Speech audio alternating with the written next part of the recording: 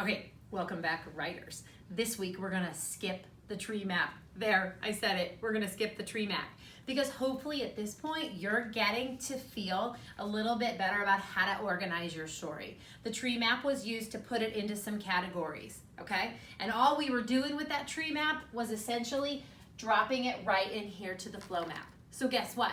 We're going from circle to flow this week. So here we are. You can see we're talking about our favorite memory from our childhood. And I'm with Miss Locklear again, and we are talking about her favorite memory. And if you can remember from Circle Map video, it's about her imaginary friends, Barm and Audie. So we're gonna go straight to our opening sentence today.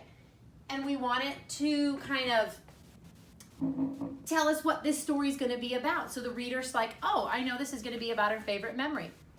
So what we came up with, one of my favorite memories from childhood involves my imaginary friends, Barm and Audie.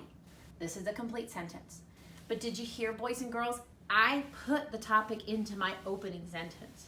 Very important. When? The memory from her childhood. So we know that this is in the past. Okay. Now, what are my categories? Who? Who is this story about? Where? Where does her story take place?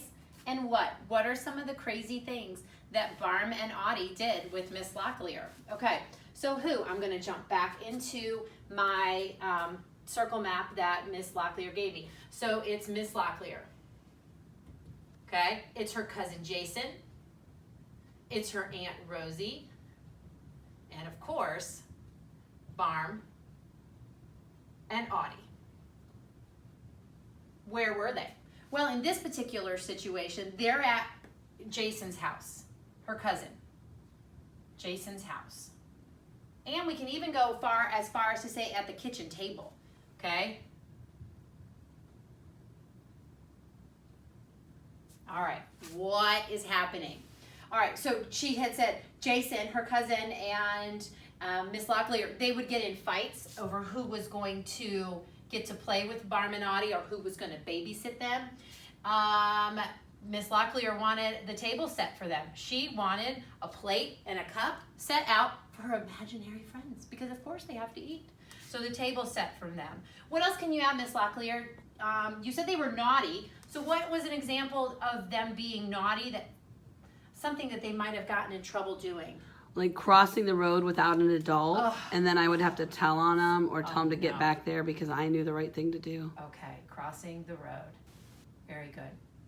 Okay, so now we've got our categories set, and I pulled all of those ideas, all the things that were alike.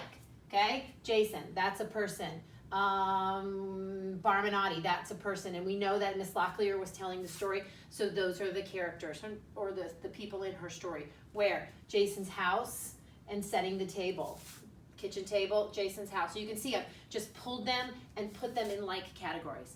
We're at the closing now, and we know that the closing can have a feeling, your hope, or an opinion of the situation. And so Miss Locklear is going to tell me her opinion of having this imaginary friend. So go ahead. Having an imaginary friend when you're a kid is awesome because they're always nice to you and they always listen when you're sad.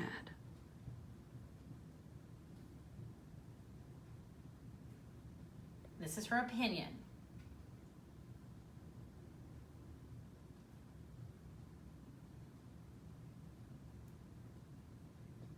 I'm gonna run out of room. Always listen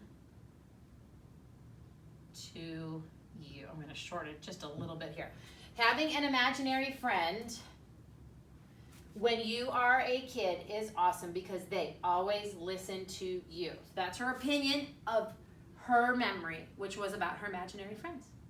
Okay, next up will be writing.